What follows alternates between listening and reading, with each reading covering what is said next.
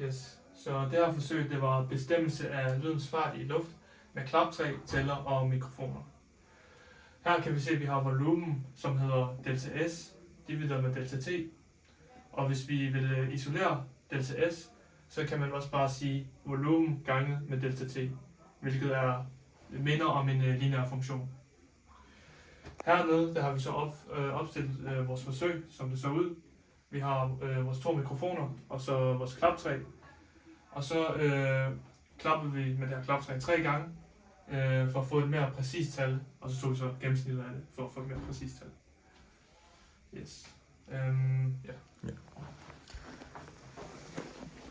Yes. Og fordi at vores delta S det ligner en lineær funktion, så regnede vi med i teorien, så ville det komme til at ligne den her sorte linje her, som går igennem origum, og så er en lineær funktion hele vejen op.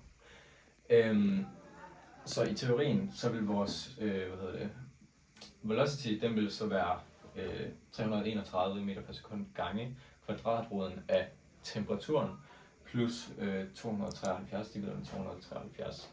Hvilket så giver det her 343 meter per sekund.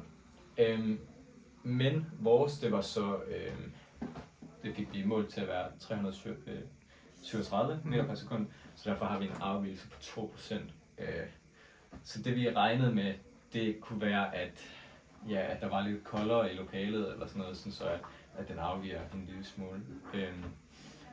Og det var så derfor, at vores den kom til at se sådan her ud, så den blev tiltet lidt, og så var det ikke helt præcis det samme, som vi havde, forventet med sådan en afgivelse på 2%, men det er stadig virkelig flot. Ja. Yes.